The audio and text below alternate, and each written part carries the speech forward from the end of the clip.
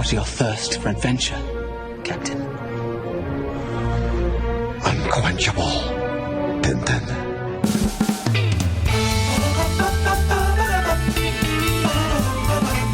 There could be leopard, there could be anything down there.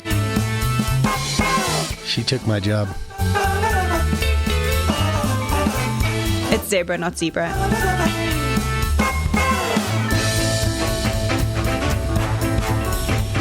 I think you can also get a tattoo on your knuckles.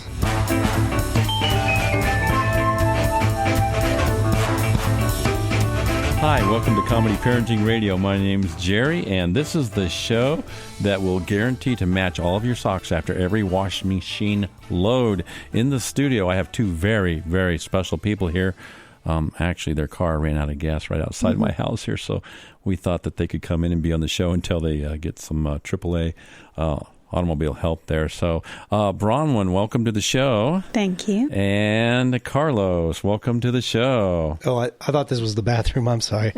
I didn't realize this was a radio show. Okay. No, yeah, hey. No, you're going to have to stay at this creepy place and do this. I don't know. You just broke down at the wrong place in the world.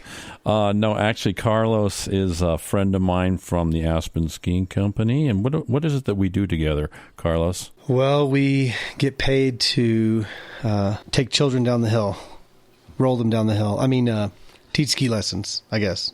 Well, one of us teaches, the other one doesn't. So Yes. we'll let the people out in the radio land figure that one out there.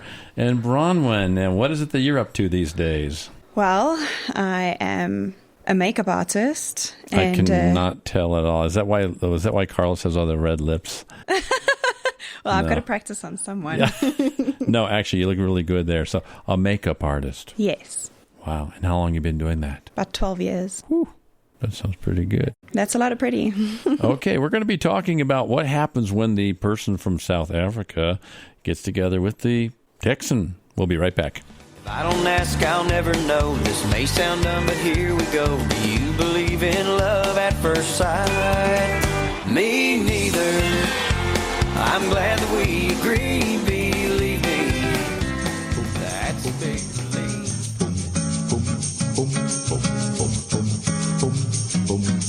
Are you a failure as a parent or grandparent?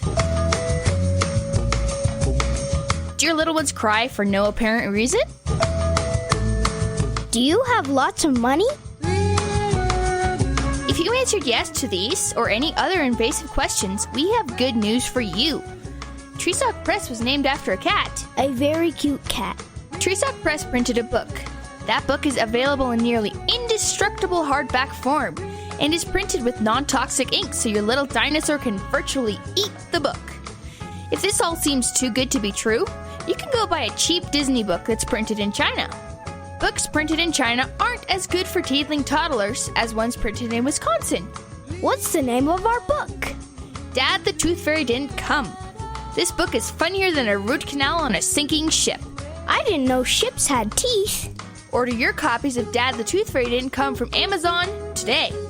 Or tomorrow if you're on the international date line. Now his guitar's Cadillac, hillbilly music. Captain, I must inform you, you are listening to Comedy Parenting Radio. Yeah, my guitar's Cadillac, hillbilly music. Okay, we're back at Comedy Parenting Radio. We got Carlos and Bronwyn here. And Carlos, where did you grow up? I grew up in the panhandle of Texas, out in God's country, just north of Amarillo. That's like an oxymoron, isn't it? I have been to Amarillo, by the way. I know. It's God's country. Definitely the land of sunsets and cowboys and rodeo and seasons. We actually have seasons up there. But yeah, I grew up at a place called Cal Farley's Boys Ranch. And Bronwyn, where did you grow up? Well, I grew up in Africa, although many Americans don't think that's possible, in a city called Johannesburg, but it's a little bit out in the country, so I'm actually a country girl. And spent a lot of my wait, youth. no, we got a couple things happening already here. Country girl, country boy. I know. There's a match made in Southern heaven. United States, Southern Africa. Well, this is looking pretty good. Match made. Yeah, we're both from the South. Wow. And where did you two meet? Well, we met in Aspen in 2008. Not the Aspen.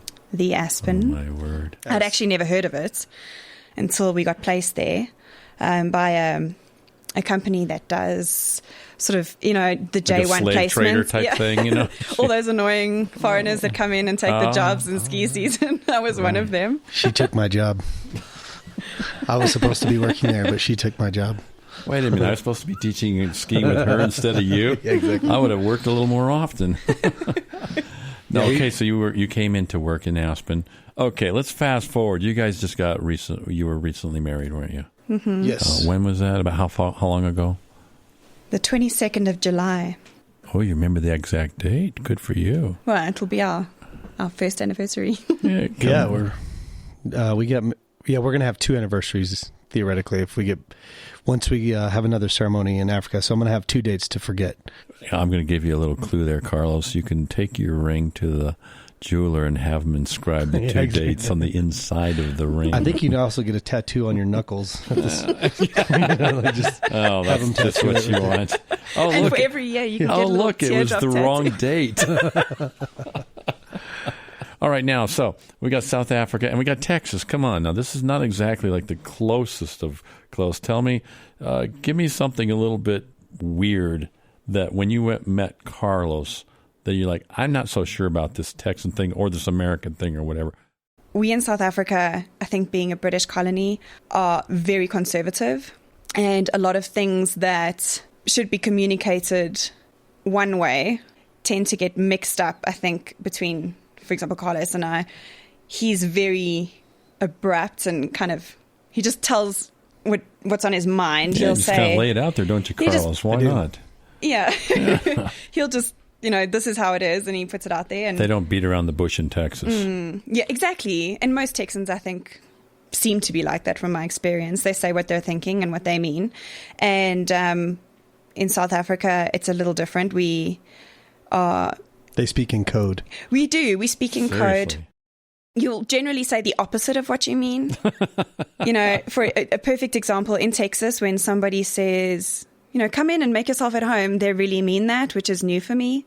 In South Africa, when a person says make yourself at home, they don't mean that. They mean the opposite. They mean that you need to come in very delicately, don't look in the fridge, do not pour yourself a drink, ask before anything, make sure that the place on the couch is actually an appropriate place to sit. We not everybody's like that. And that's an extreme example, but it is complicated. We generally will not say what we mean.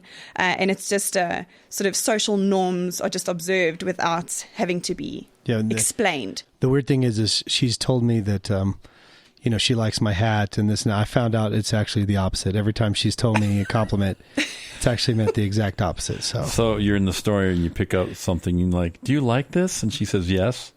Well, no. Not that, though. It's more a situation of he has this ridiculous hat that he wears and he loves it, but he knows that I don't like it very much. And when he wears it out, there'll be people that will come up to him and say, I love your hat, like cool hat, dude. And I'm like, they don't really mean cool hat, dude. And So because in South Africa, you go out of your way, apparently, if you're uncomfortable, you have to go over there and say, oh, I like your hat, when in fact you don't like your hat, but you had to walk all the way over. You just don't know what else to say. Yeah. But so when people will come over, like I've had people from like teenage girls to just random guys, if someone go, hey man, cool hat, or some people walk over and go, oh man, I love your hat, she automatically assumes that they're insulting me. And that's here in America. It's a cultural thing, I guess. Yeah, here in America. But in South Africa, apparently, you have to be careful because they may just say, oh, nice hat. Okay, you're listening to Comedy Parenting Radio. We're talking with Bronwyn and Carlos here on cultural differences. We'll be right back.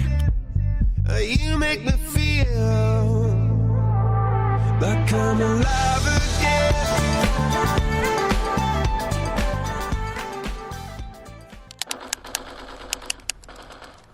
Chris, can you put the video game controller down for a second? I can talk and play. Oh, I'm totally annihilating this punk kid in Nebraska. I just feel like you're not acting like a grown-up in our relationship. Am too. Well, you still ride your skateboard to work, there's the comic book collection, the race car bed. Look, I'm young at heart, but I put money into my 401k every paycheck. I picked up a few savings tips at feedthepig.org. I have control over my financial life now, and that feels pretty grown up. Put away a few bucks, feel like $1,000,000. Putting some money from every paycheck into a savings account or contributing to your 401k can make a big difference later. For free ideas and easy tips on ways to save, go to feedthepig.org. That's feedthepig.org. So, I bet I look like a grown-up to you now. Well, except for the footy pajamas, I'd have to agree. This message brought to you by the American Institute of Certified Public Accountants and the Ad Council. Comedy, parenting, radio.